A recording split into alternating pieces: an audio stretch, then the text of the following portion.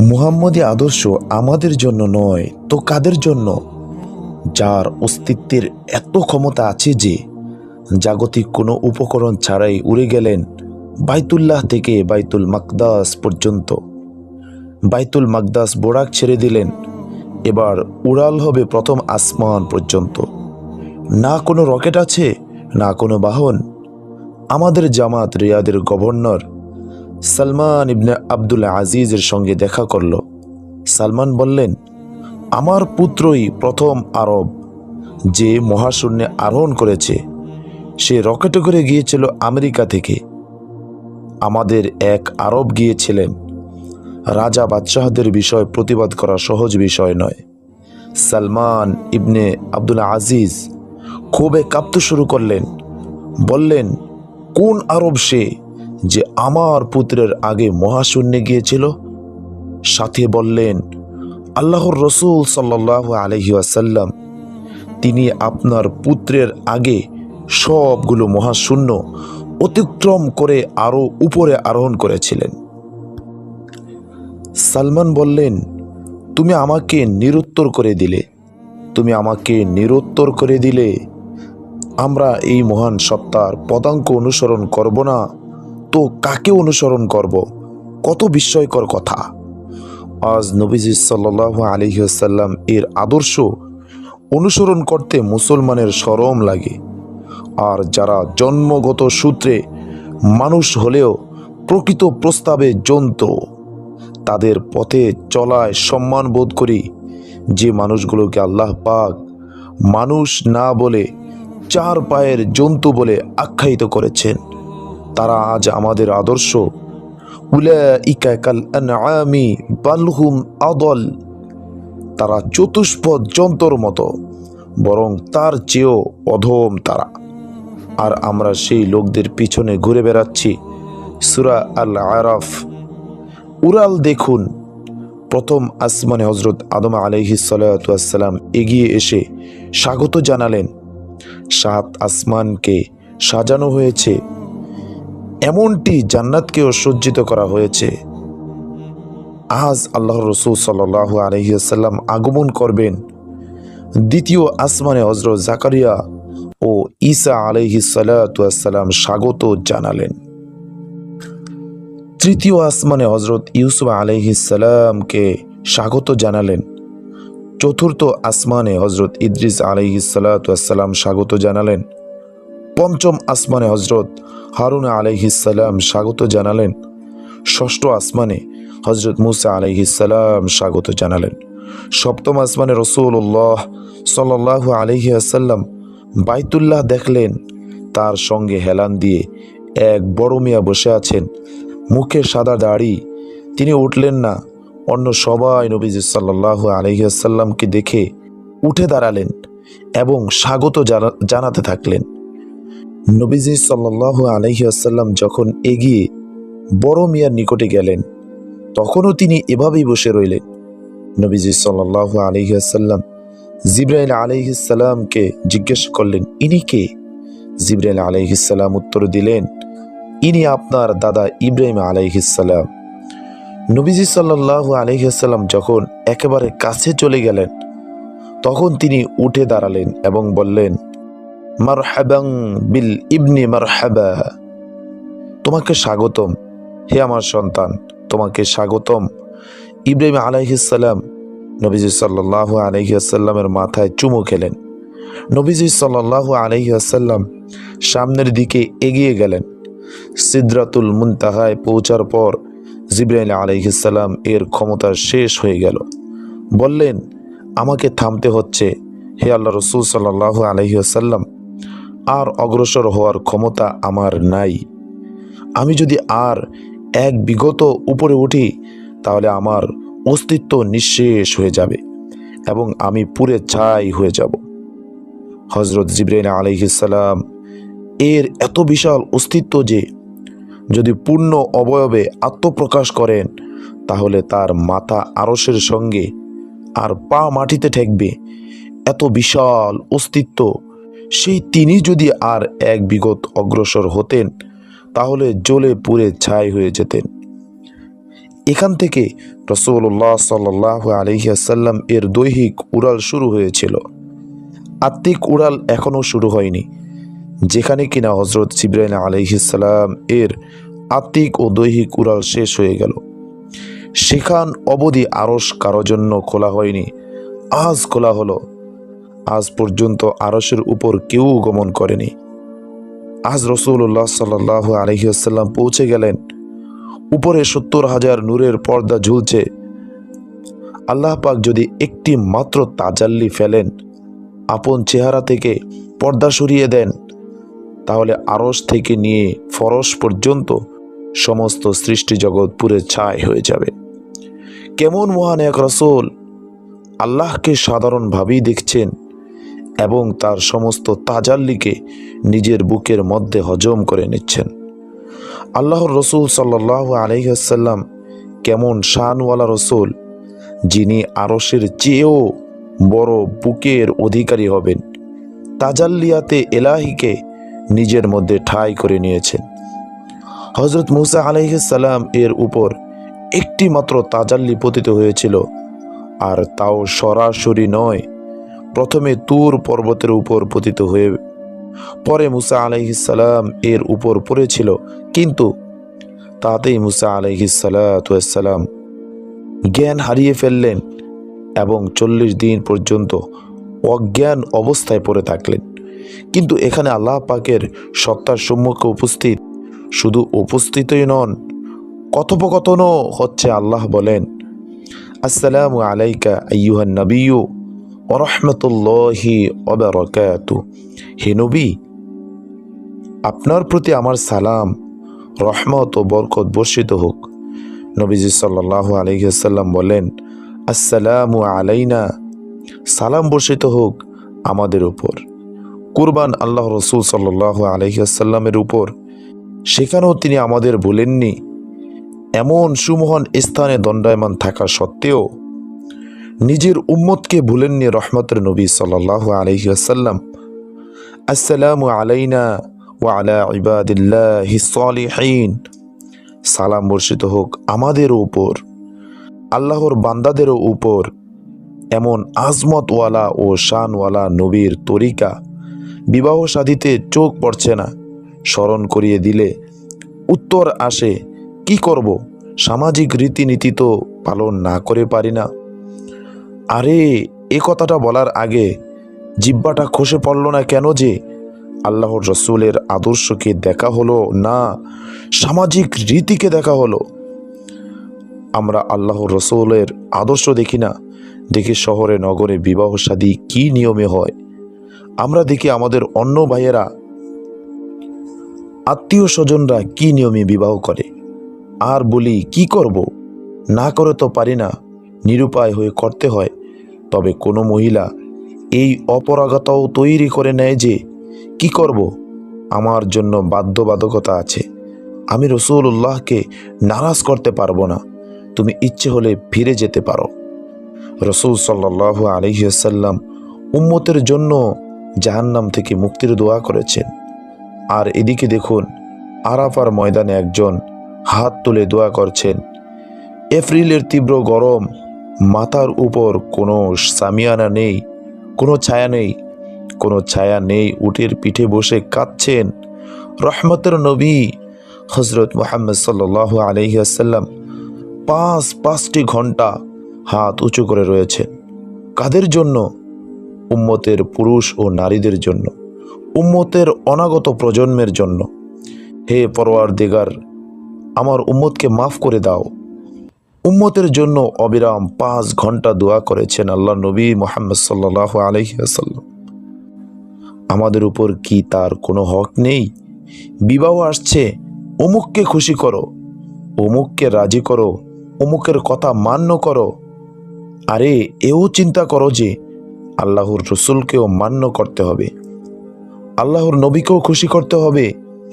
এই সিদ্ধান্ত নিতে হবে, আমাদের এই বিবাহ অনুষ্ঠানে এমন কোনো কাজ যেন না হয় যার ফলে আল্লাহ ও তার রসুল সাল্লাল্লাহু আলাইহি ওয়াসাল্লাম নারাজ হবেন।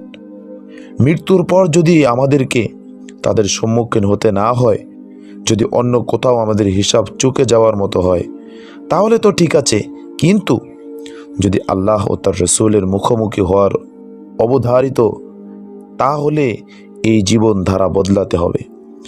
আমাদেরকে আল্লাহ ও তার রসুলের কাছে আত্মসমর্পণ করতে হবে। আমি করজোর আরজ করছি, সেই দিনটির লাঞ্ছনা খুবই ভয়াবহ। আজকের তুলনায় সেদিনের অপমান অত্যন্ত অসহনীয়। সেদিন যদি আল্লাহ রসুল সাল্লাল্লাহু আলাইহি ওয়াসাল্লাম শুধু এতটুকু বলে ফেলেন, তোমাদের কি আমার কথা মনে ছিল না, তাহলে বলুন কোথায় যাবেন সেদিন? মৃত্যু তো নেই যে আত্মহত্যা করে রক্ষা পাবেন। এ জগতে মানুষ নিজেকে শুট করে দেয়, আমি আর এ জগতে থাকবার উপযুক্ত নই, কিন্তু এখানে গুলি পাবেন কোথায়? আত্মহত্যা করতে পিস্তল, রিভলভার কোথা থেকে সংগ্রহ করবেন? ভাবুন একটু। আল্লাহ রসুল যদি বলেন, তোমার কি আমার কথা মনে ছিল না, তোমাদের কি আমার কন্যা ফাতেমাকেও স্মরণ ছিল না, তখন কি উত্তর দিবেন সেদিন আপনি? স্ত্রী মানত না, শ্বশুর পক্ষ মানত না, সমাজের রীতিনীতি মান্য করতে হতো, এসব বলে সেদিন পার পাওয়া যাবে কি? কোনো সুযোগ নেই। বিবাহ তো একটি দৃষ্টান্ত মাত্র। আমরা সব কাজে, সকল ক্ষেত্রে আল্লাহ রসুল সাল্লাল্লাহু আলাইহি ওয়াসাল্লামকে নারাজ করে বসে আছি। এমন কোনো ক্ষেত্র কি আছে, কোনো বিষয়টি আছে যাতে আমরা নবীজি সাল্লাল্লাহু আলাইহি ওয়াসাল্লামের সঙ্গে বিদ্রোহ করিনি? অথচ এমন একটি মুহূর্ত নেই যাতে আল্লাহ রসুল আমাদের জন্য কেঁদে কেঁদে দোয়া করেননি। ইন্তেকালের দিন, ইন্তেকালের একদিন আগে হজরত আব্দুল্লাহ ইবনে মাসউদ এবং আরও কয়েকজন সাহাবা নবীজি সাল্লাল্লাহু আলাইহি ওয়াসাল্লামের সঙ্গে দেখা করতে এলেন।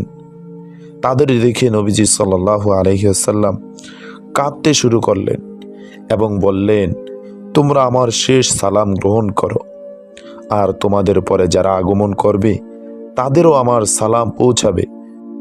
এমন অফার কেমন করে তিনি আমাদেরকে নিজের রহমতের চাদরে ঢেকে নিয়েছেন। এক সাহাবী বললেন, ধন্য সেই ব্যক্তি যে আপনাকে দেখেছে ও ঈমান আনয়ন করেছে। নবীজি সাল্লাল্লাহু আলাইহি ওয়াসাল্লাম বললেন, 7 বার ধন্য সেই ব্যক্তির যে আমাকে দেখেনি এবং আমার প্রতি ঈমান এনেছে। আমরা অনেক দামি ছিলাম, কিন্তু আমরাই আমাদেরকে হীন করে ফেলেছি। অমুকে কি বলবে, তমুক কি বলবে, সমাজ কি বলবে বলে নিজেদেরকে মর্যাদার উঁচু আসন থেকে হীনতার অধপাতে নামিয়ে ফেলেছি আমরা। আচ্ছা, কুকুরের ঘেউ ঘেউ শব্দ করায় কেউ কখনো যাত্রা স্থগিত করেছেন কি? কুকুর ঘেউ ঘেউ করতেই থাকবে যারা আমাদেরকে আল্লাহ ও তার রাসূলের সন্তুষ্টিমূলক জীবন থেকে সরিয়ে ফেলতে হাঁক ছাড়ছে। আমাদের কাছে তাদের মর্যাদা ঘেউ ঘেউকারী কুকুরের চেয়ে বেশি নয়। এই ঈমান আল্লাহ আমাদের মাঝে দেখতে চান, আর এটি ঘরে বসে বসে অর্জিত হয় না। এজন্যই আমরা বলছি, বের হন, আগে নিজেরা ঈমানে জিন্দিগি শিখুন, ঈমানে জিন্দিগির বিধিবিধান জানুন, তার রীতিনীতি ও ধারাবাহিকতা শিখুন। তারপর ফিরে এসে সন্তানদের শিক্ষা দিন, স্ত্রীদেরকে শিক্ষা দিন, বিশেষ করে মেয়েদেরকে শিখান, মা বোনদেরকে শিখান। আমরা জীবজন্তু তো নই যে বনে জঙ্গলে বাস করব। আমরা মানুষ, আমাদেরকে একজন অপরজনের সঙ্গে মিলেমিশে জীবন কাটাতে হয়। কারো কন্যা আমার ঘরে আসবে, আবার আমার কন্যা কারো ঘরে যাবে। তো যদি তারা মানবতা না শেখে, তাহলে ঘরে ঘরে আগুন জ্বলবে। মেয়েদের এই দিন ও মানবতা না শেখার কুফল তো আমরা ভোগ করেছি। দেখছেন না, আজ প্রতিটি ঘরে ছাইচাপা আগুন বিরাজ করছে আর ক্ষণে ক্ষণে জ্বলে উঠেছে। এই আগুন হাড় পর্যন্ত পুড়িয়ে দিচ্ছে। বিবাহ বিচ্ছেদ অহরহ হচ্ছে। কারণটা কি? কারণ হলো আমরা আমাদের নারীরা আল্লাহ রসুল সাল্লাল্লাহু আলাইহি ওয়াসাল্লাম এর সমাজ ব্যবস্থা শিখিনি। আমরা শুধু বাড়ি ঘর দেখেছি আর অর্থ সম্পদ দেখেছি, এগুলো পছন্দ হয়েছে আর বিবাহ করে ফেলেছি।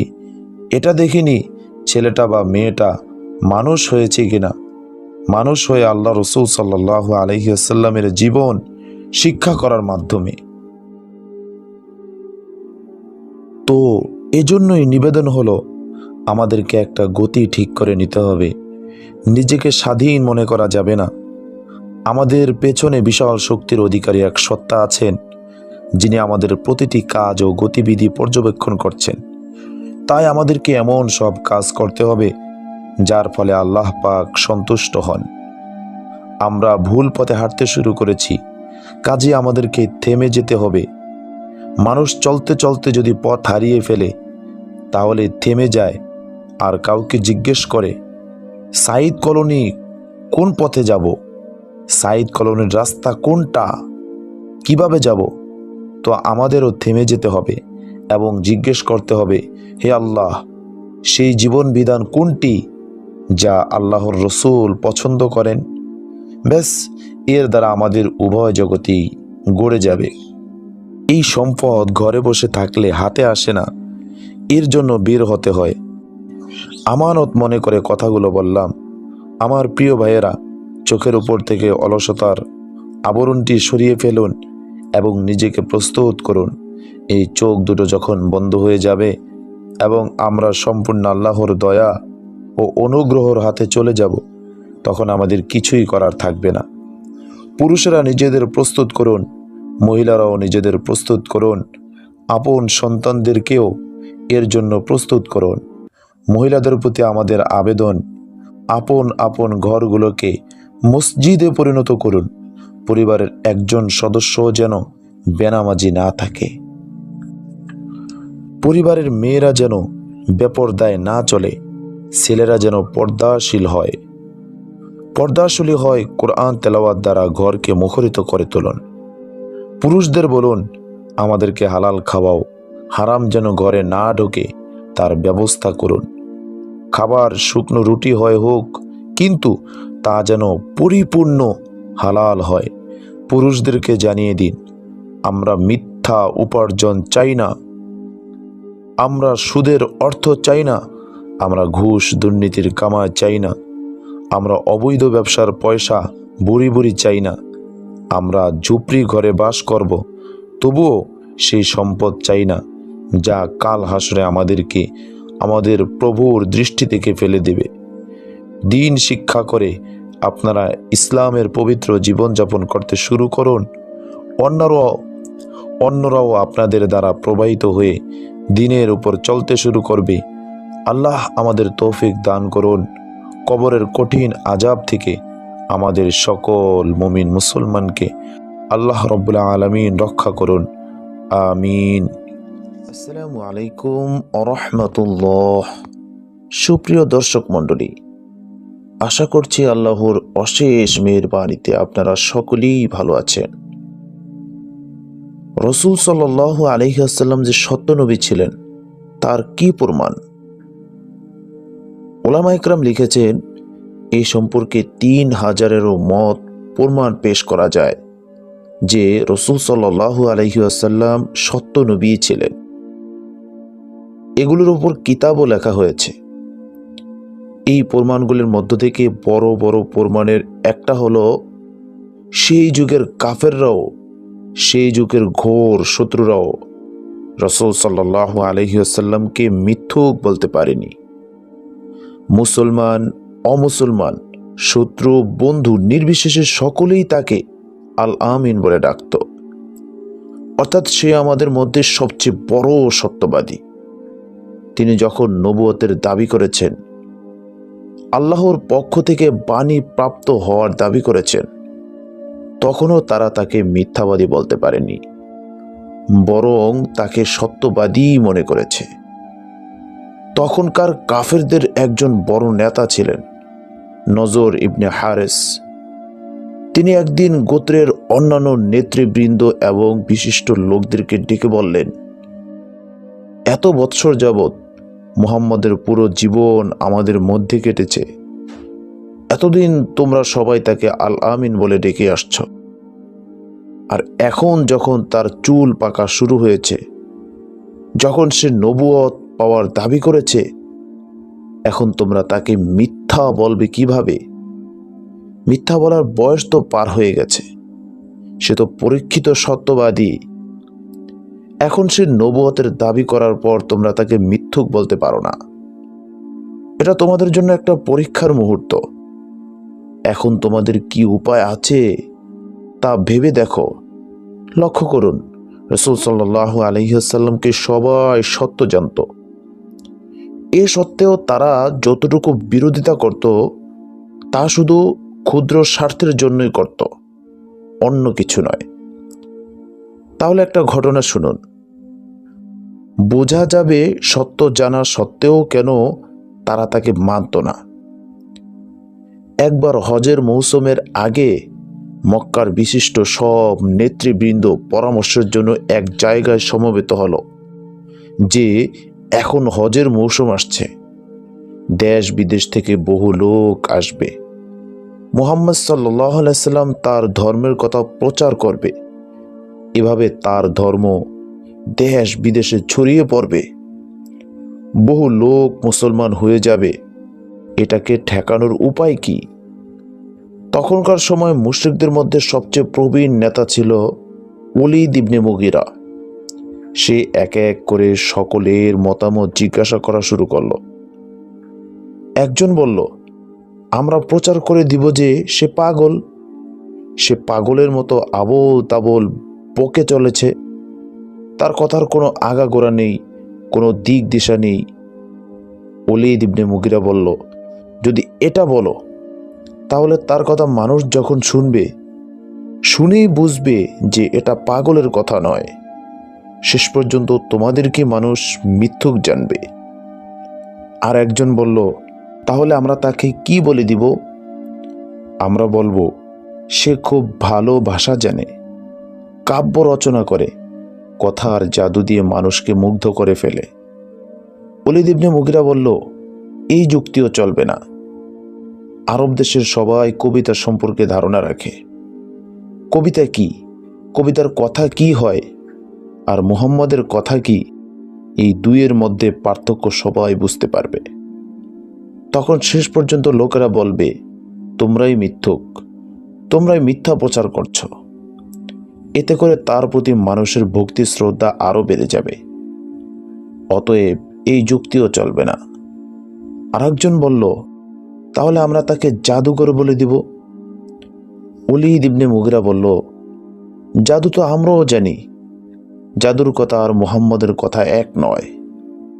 আরবের বহু লোকও জাদু জানে, তারা তার বাণী শুনবে, শুনে বুঝবে যে এ তো জাদু নয়, এ তো আদর্শের কথা বলা হচ্ছে। জাদুর ভিতরে তো কোনো আদর্শের কথা থাকে না। জাদুর ভিতর তো নির্দিষ্ট কিছু শব্দ মন্ত্র পড়া হয়।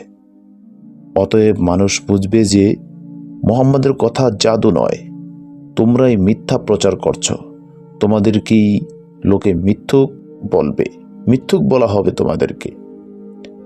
এভাবে তাদের অনেক অনেক রকম প্রস্তাব দিল, কিন্তু তাকে মিথ্যুক বলে দেয়া হবে এ প্রস্তাব কেউ দিতে পারল না। কারণ আগে থেকেই তাদের মধ্যে এই কথা আলোচনা হয়েছে যে এতদিন তাকে আমরা আল আমিন বলে আসছি, এখন তাকে আমরা মিথ্যুক কিভাবে বলবো? লক্ষ্য করুন, রাসূল সাল্লাল্লাহু আলাইহি ওয়াসাল্লামের জীবনে তারা কোনো দোষ খুঁজে বের করতে পারল না।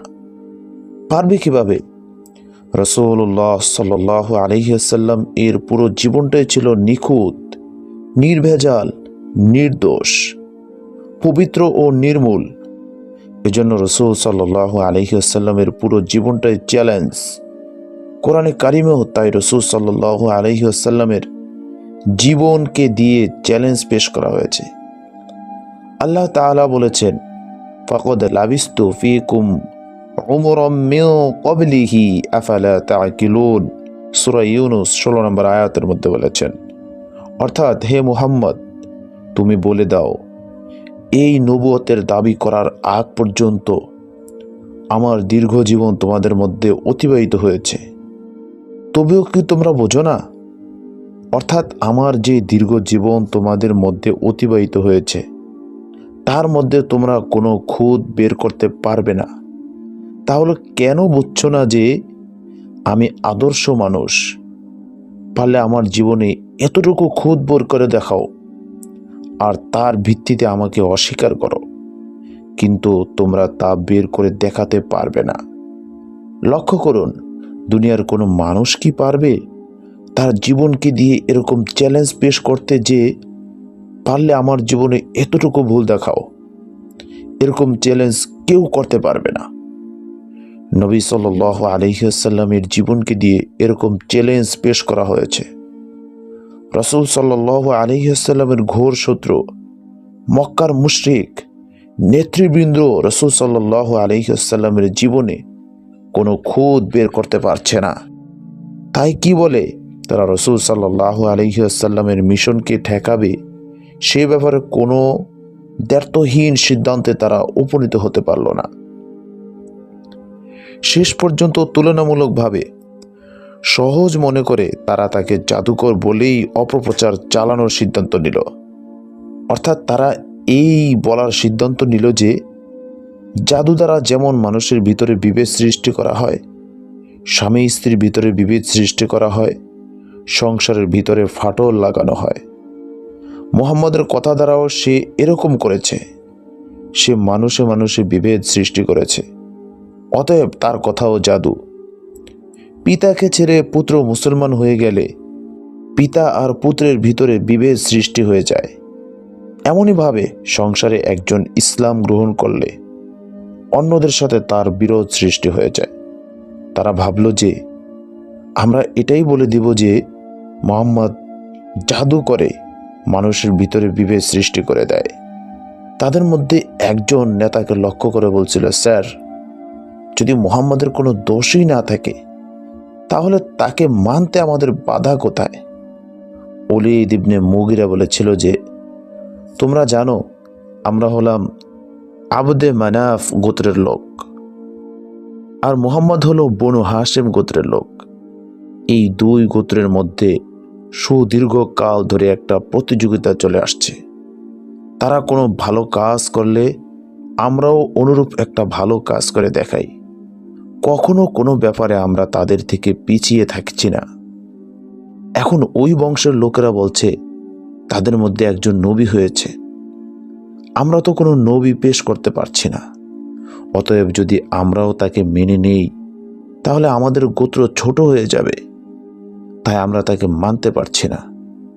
লক্ষ্য করুন, নবীকে তারা সত্য জানত, কিন্তু একটা ভিত্তিহীন গোত্রীয় অভিমানকে রক্ষা করতে যে তারা তাকে মানতে পারল না।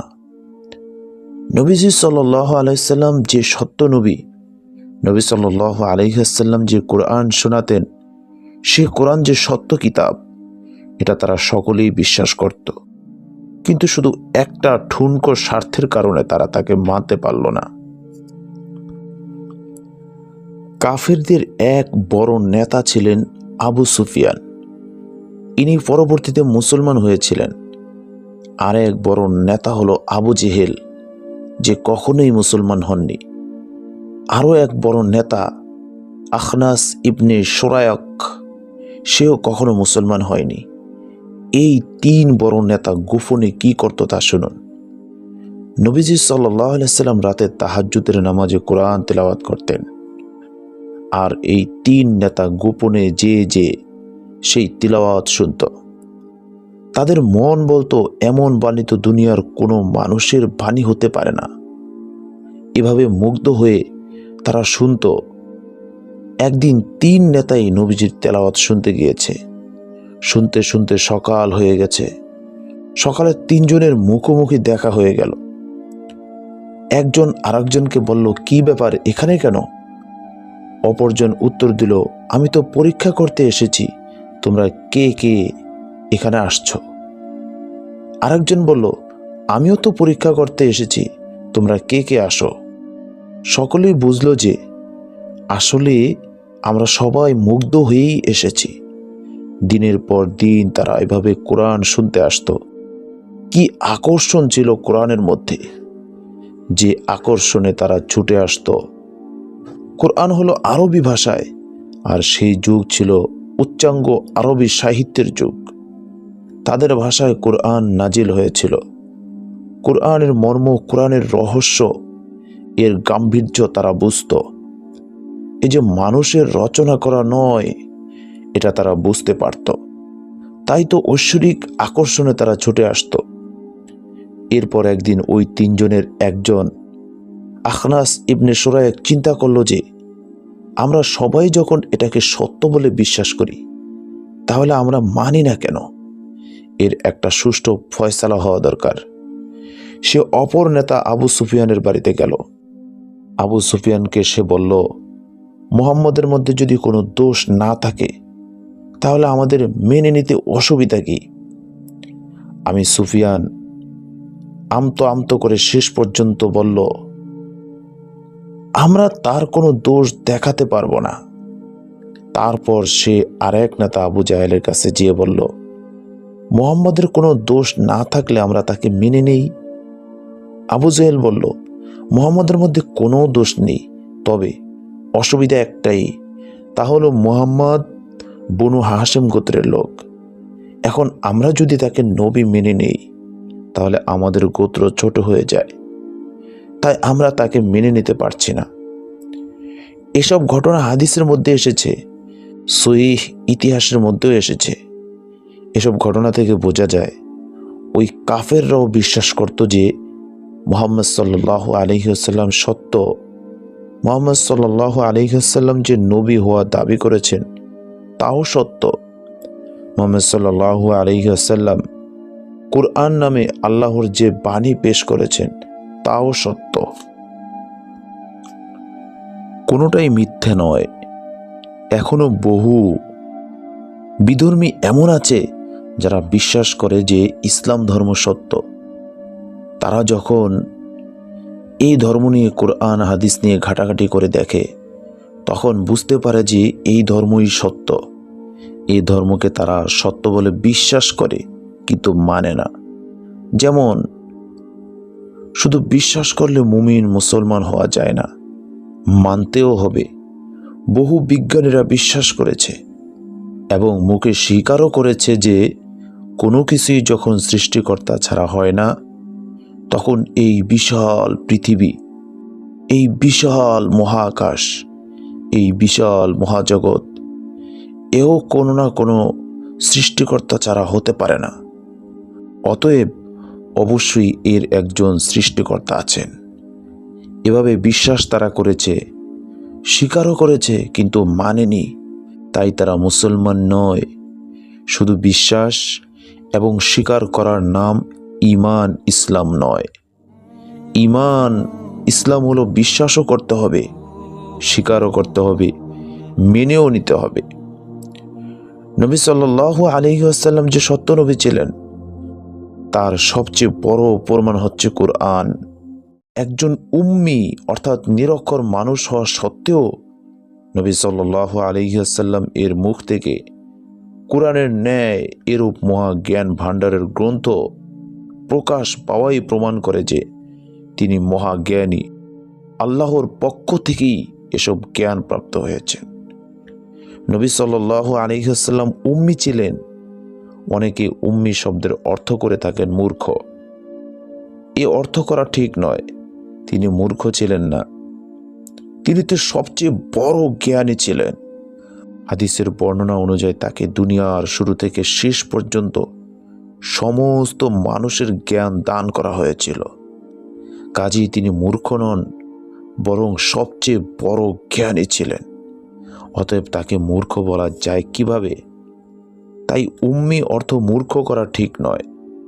এই তরজমায় রাসূল সাল্লাল্লাহু আলাইহি ওয়াসাল্লামের প্রতি বেয়াদবি প্রকাশ পাবে।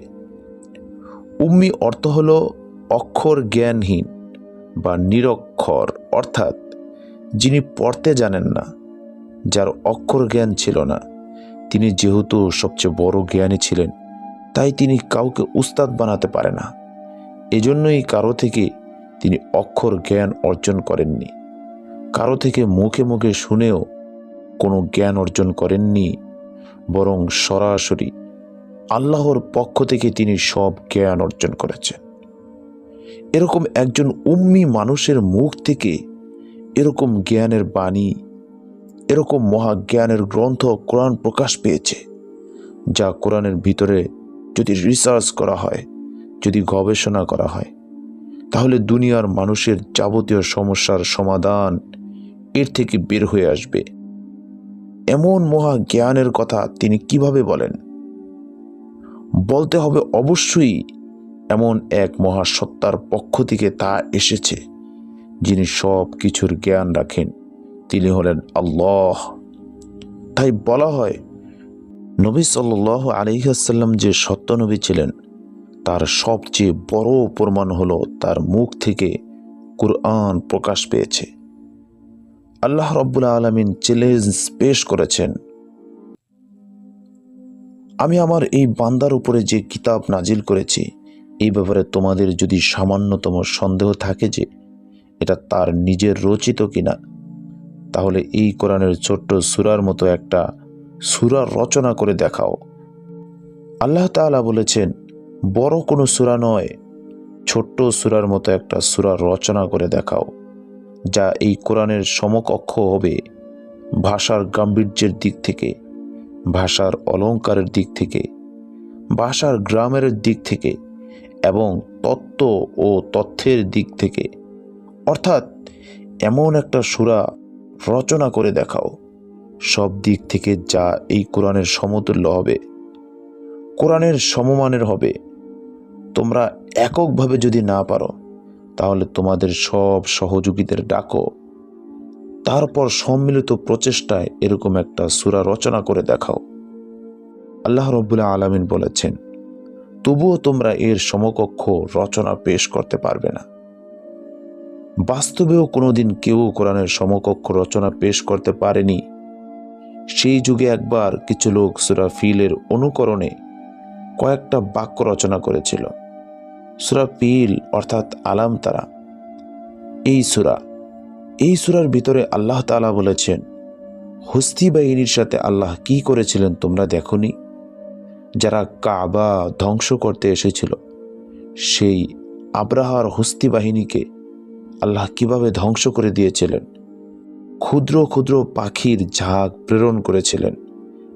এক একটা পাখি তিনটা তিনটা করে ছোট ছোট পাথর নিয়ে এসেছিল আর ওই সৈন্যবাহিনীর উপর নিক্ষেপ করেছিল। তাদের শরীর ভেদ করে এক একটা কঙ্কর নিচ দিয়ে বের হয়ে গিয়েছিল। এভাবে তারা সমূলে ধ্বংস হয়ে গিয়েছিল। এই সূরার মধ্যে একটা বিরাট শিক্ষণীয় ইতিহাস রয়ে গেছে। শোনা যায়, এই সূরার অনুকরণে তারা একটা সূরা রচনা করেছিল, রচনা করতে চেয়েছিল, যার ভাষা ছিল অনেকটা এরকম, আল ফিলু মাল ফিল ওমা আদরাকা মা ফিল যানাবুন কলিলুন ওয়া খুরতুমুন তাওয়িল। এর অর্থ হলো, হাতি, তোমরা কি জানো হাতি কি? যার লম্বা একটা সুর আছে এবং ক্ষুদ্র একটা লেজ আছে। ভেবে দেখুন তো, তাদের রচিত এই সূরার মধ্যে কি ইতিহাস আছে, কি গাম্ভীর্য আছে, কি শিক্ষণীয় বিষয় আছে। হাতির একটা লম্বা সুর থাকে আর ছোট্ট একটা লেজ থাকে, তা তো সবাই জানে, একটা শিশুও তো জানে। তাই তারা এটা রচনা করার পর নিজেরাই ভাবলো, এটা কি হলো। এটা যে হাস্যাস্পদ হয়েছে তা তারা নিজেরাও বুঝতে পারল। আসলে তারা কোরআনের ভাষা জানত, উচ্চাঙ্গের সাহিত্যের অধিকারী ছিল তারা। তা সত্ত্বেও কোরআনের মোকাবেলায় যখন তারা কিছু রচনা করতে যেত, তাদের কলম থেমে যেত, তাদের মেধা স্থবির হয়ে যেত। আল্লাহর মোকাবেলা করা সম্ভব নয়। আজও পর্যন্ত দুনিয়ার কেউ পারেনি। ইসলামের মিশনকে ব্যর্থ করার জন্য কাফের শক্তিরা লক্ষ লক্ষ কোটি কোটি ডলার ব্যয় করে কতভাবে ষড়যন্ত্র করে, ইসলামের বিরুদ্ধে কত রকম পদক্ষেপ নেয়, অথচ কোরআনের মোকাবেলা করার জন্য সামান্য একটা সূরা রচনা করে তা পেশ করতে পারে না। কোরআন যে সত্য তার একটা বড় প্রমাণ হলো এটা। যাই হোক, যা বলেছিলাম, রসূলের মতো একজন উম্মি মানুষের জবান থেকে এরকম মহাজ্ঞানের গ্রন্থ প্রকাশ হওয়া প্রমাণ করে যে তিনি নবী ছিলেন। তার মতো উম্মি মানুষের জবান থেকে কুরআন প্রকাশ পাওয়া এটাও প্রমাণ করে যে এই কোরআন আল্লাহর কালাম, এটা মানুষের রচনা করা গ্রন্থ নয়। কোরআনে কারিম যে সত্য তার আরো অনেক অনেক প্রমাণ রয়েছে। তার মধ্যে একটা প্রমাণ হলো কোরআনে কারিমে অনেক ক্ষেত্রে মানুষের মনের কথা বলে দিয়েছে, যা সত্য বলে প্রমাণিত হয়েছে। এটাও কোরআনের সত্য হওয়ার প্রমাণ। তাহলে একটা ঘটনা শুনুন। আব্দুল্লাহ ইবনে উবাই একজন মুনাফিক ছিল। সে ধোঁকা দিয়ে প্রতারণা করে মুসলমানদেরকে উহুদ যুদ্ধ থেকে সরাতে চেয়েছিল, যাতে মুসলমানদের সৈন্য সংখ্যা কম হয় এবং মুসলমানরা পরাজিত হয়ে যায়। তার ষড়যন্ত্রে পড়ে মুসলমানদের দুটো গোত্র, বনু হারেসা এবং বনু সালামার লোকেরা সংশয়ে পড়ে গিয়েছিলেন যে এখন আমরা যুদ্ধে থাকব না চলে যাব। তখন সূরা আল ইমরানের একটি আয়াত নাজিল করা হয়। সেখানে বলা হয়, অর্থাৎ তোমাদের মধ্যে দুটো দল যুদ্ধ থেকে সরে যাবে কিনা এই চিন্তা ভাবনায় লিপ্ত হয়েছিলে, তবে আল্লাহ তাদেরকে রক্ষা করেছেন। আল্লাহ তাদের অভিভাবক। আয়াত নাজিল হওয়ার পর খোঁজ করা শুরু হলো এই দুই দল কারা। তখন উক্ত দুই গোত্রের লোকেরা স্বীকার করলো যে হ্যাঁ, আমরা এরূপ চিন্তা ভাবনা করেছিলাম। দেখা গেল কুরআন মানুষের মনের কথা বলে দিয়েছে, যা সত্য প্রমাণিত হয়েছে। কুরআনে কারিম সত্য হওয়া আরও একটা প্রমাণ হলো কুরআন কারিমে অনেক বিষয় ভবিষ্যদ্বাণী করা হয়েছে, যা সত্য প্রমাণিত হয়েছে। এটাও কুরআন কারিমের সত্য হওয়ার আরও একটা প্রমাণ। একটা ঘটনা শুনুন। একবার রাসূল সাল্লাল্লাহু আলাইহি ওয়াসাল্লামের দরবারে খ্রিস্টানদের একটা প্রতিনিধি দল উপস্থিত ছিল।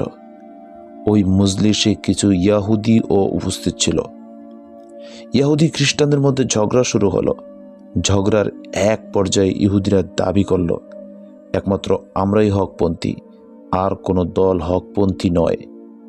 আমাদের জন্য জান্নাত নিশ্চিত, আর কারো জন্য নয়। খ্রিস্টানরাও দাবি করল, একমাত্র আমরাই হকপন্থী, অন্য কেউ নয়। জান্নাত একমাত্র আমাদের জন্য নিশ্চিত, আর কারো জন্য নয়। উপরন্তু ইয়াহুদিরা দাবি করত যে আমরা হলাম আল্লাহর প্রিয় পাত্র, অতএব আমাদের জন্য জান্নাত সুনিশ্চিত। এরূপ দাবি করনেওয়ালা ইহুদিদেরকে বলা হয়েছিল, কুল ইয়া আইয়ুহাল্লাযীনা হাদু ইন যাআমতুম আন্নাকুম আউলিয়াউ লিল্লাহি মিন দুনিন নাসি ফাতামান্নাউল মাউতা ইন কুনতুম সাদিকিন। অর্থাৎ, হে মুহাম্মদ, তুমি এদেরকে বলে দাও, যদি তোমরা আল্লাহর প্রিয় পাত্রই হয়ে থাকবে, মরলেই জান্নাত নিশ্চিত। এ কথা যদি সত্য হয়, এটা যদি মনের কথা হয়, তাহলে মৃত্যু কামনা করে দেখাও যে হে আল্লাহ, আমার মৃত্যু দিয়ে দাও। এরপর আল্লাহ সাথে সাথে এটাও বলে দিয়েছেন যে ওয়ালা ইয়াতামান্নাউনাহু আবাদাম বিমা কদ্দামাত আইদিহিম। অর্থাৎ কখনোই ওরা এই সাহস করবে না, ওরা মৃত্যু কামনা করবে না। এই আয়াত তাদের পরে শোনানো হলো, কিন্তু কেউ মৃত্যু কামনা করতে সাহস পেল না। যদি তারা নিজেদেরকে সত্যপন্থী মনে করত, তাহলে একবার মুখের কথা বললেই হতো যে হে আল্লাহ, আমাদের মৃত্যু দিয়ে দাও। তাহলে এটাই কোরআনকে মিথ্যা প্রমাণ করতে যথেষ্ট হতো। কিন্তু আল্লাহ যে ভবিষ্যদ্বাণী করে দিয়েছেন যে তারা মৃত্যু কামনা করবে না, আল্লাহর ভবিষ্যদ্বাণী সত্যই প্রমাণিত হয়েছে। আর একটা ঘটনা, নবী সাল্লাল্লাহু আলাইহি ওয়াসাল্লামের হিজরতের 5 বছর পূর্বের ঘটনা। তখনকার দুই পরাশক্তি রোম আর পারস্য সম্রাটের মধ্যে যুদ্ধ লাগলো। যুদ্ধে পারস্য সম্রাট বিজয়ী হয়ে গেল, রোম করা পরাজিত হলো। মক্কার মুশরিকরা ছিল পারস্যের সমর্থক, কারণ পারস্যের লোকদের সাথে মক্কার মুশরিকদের মিল ছিল। পারস্যবাসীরও মক্কাবাসীদের মতো কোনো আসমানি কিতাবে বিশ্বাস করত না। তাদেরও কেউ কেউ মক্কাবাসীদের মতো মূর্তি পূজা করত, কেউ আগুন পূজা করত। তাই মক্কার মুশরিকরা পারস্যের লোকদেরকে নিজেদের পক্ষ শক্তি মনে করত, আর মুসলমানরা তুলনামূলকভাবে রোমকদেরকে পছন্দ করত, কারণ রোমকরা ছিল খ্রিস্টান। তারা আসমানি কিতাবে বিশ্বাস করত। এদিক থেকে তারা মুসলমানের কাছাকাছি ছিল। পারস্যের বিজয়ে মক্কার মুশরিকরা খুব খুশি হলো এই ভেবে যে আমাদের পক্ষ শক্তির বিজয় শুরু হলো। তারা মুসলমানদেরকে বলল, হে মুসলমানরা, পারস্যবাসীরা যেমন রোমদেরকে পরাজিত করেছে, সামনে আমরাও তোমাদেরকেও ওরকম পরাজিত করব। মুসলমানরা কিছুটা মনক্ষুণ্ণ হলো। আয়াত নাজিল হয়ে গেল। আয়াতের মধ্যে বলা হয়েছে, অর্থ রোম করা পরাজিত হয়েছে, আগামী 3 বছর থেকে 9 বছরের ভিতরে আবার রোম করা বিজয় হবে। সেদিন মুসলমানরা আনন্দিত হবে। সাহাবা একরাম রাদিয়াল্লাহু তাআলা আনহুর বিশ্বাস কেমন ছিল? আয়াত শুনে হযরত আবু বকর সিদ্দিক রাদিয়াল্লাহু তাআলা আনহু দৌড় দিয়ে চলে গেলেন মুশরিক নেতৃবৃন্দের কাছে। বললেন, তোমাদের খুশি হওয়ার কিছুই নেই। কিছুদিন পরেই তোমাদের লোকেরা, অর্থাৎ পারস্যবাসীরা পরাজিত হবে, রোমকরা বিজয় হবে। এই ব্যাপারে আয়াত নাজিল হয়ে গেছে। কাফেরদের নেতা উবাই ইবনে খালফ বলল, না, এটা কখনো হবে না। তাহলে বাজি ধরো। বাজি ধরা হলো। ঘটনা বেশ লম্বা। শেষ পর্যন্ত 100 উট বাজি ধরা হলো। কথা হলো, যদি আগামী 9 বছরের ভিতরে রোমকরা বিজয়ী না হয়, তাহলে আবু বকর সিদ্দিক রাদিয়াল্লাহু তাআলা আনহু 100 উট দিবেন উবাই ইবনে খালফকে। আর বিজয় হলে উবাই ইবনে খালফ আবু বকর সিদ্দিক রাদিয়াল্লাহু তাআলা আনহুকে 100 উট দিবে। এর 7 বছরের মাথা যখন বদর যুদ্ধ হয়, তখন একদিকে বদর যুদ্ধে মুসলমানরা বিজয়ী হলো, আরেকদিকে রোম পারস্যের ভিতরে যুদ্ধ, রোমকরা বিজয়ী হলো। তখন তো আবু বকর রাদিয়াল্লাহু তাআলা আনহু হিজরত করে মদিনায় চলে এসেছেন। আবু বকর সিদ্দিক রাদিয়াল্লাহু তাআলা আনহু মক্কায় চলে গেলেন। ইতিমধ্যে উবাই ইবনে খালফ মারা গেছে। তার বংশধর থেকে তিনি 100 উট নিয়ে আসলেন। দেখা গেল কুরআনে যা ভবিষ্যৎবাণী করা হয়েছে তা সত্যে পরিণত হয়েছে।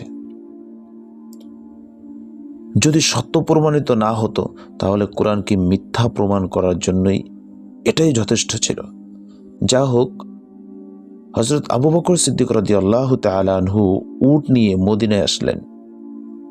নবী সাল্লাল্লাহু আলাইহি ওয়াসাল্লাম বললেন, এটা তো জুয়া, এটা খাওয়া যাবে না, সদকা করে দাও। জুয়ার মাল হারাম, যত রকম জুয়া সবই হারাম। এখন আমাদের সমাজে নানা রকম লটারি চলছে। বড় বড় অঙ্কের পুরস্কারের লোভে, ভাগ্যের চাকা ঘোরানোর আশায় মানুষ এসব লটারি ক্রয় করছে। এগুলো জুয়া, হারাম। যা হোক, এই ঘটনা থেকেও বোঝা গেল যে কোরআনের কথা সত্য। এমনইভাবে কোরআন যে সত্য, তার আরও বহু বহু প্রমাণ রয়েছে।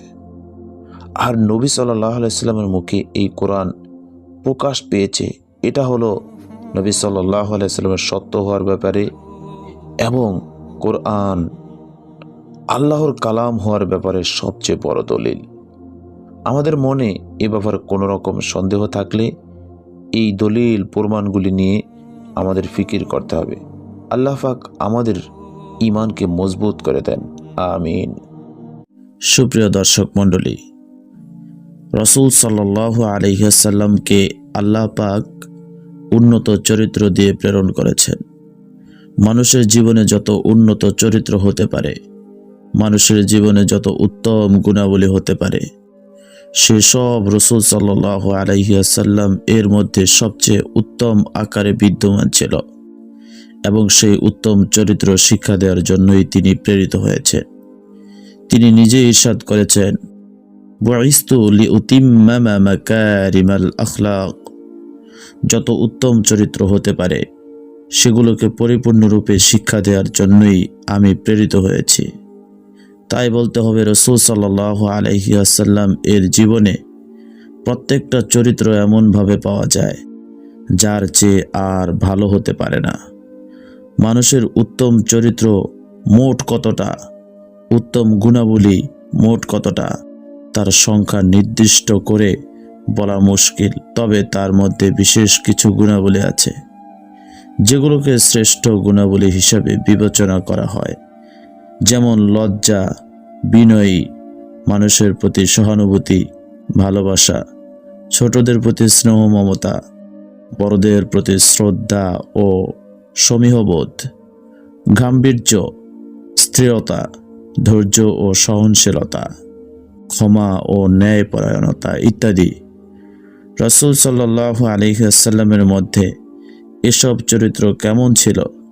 হাদিসের মধ্যে, ইতিহাসের মধ্যে তার বর্ণনা ভরপুর পাওয়া যায়। উলামায়ে কেরাম হাদিস ও ইতিহাস ঘেঁটে বিস্তারিতভাবে সেগুলো বয়ান করেছেন।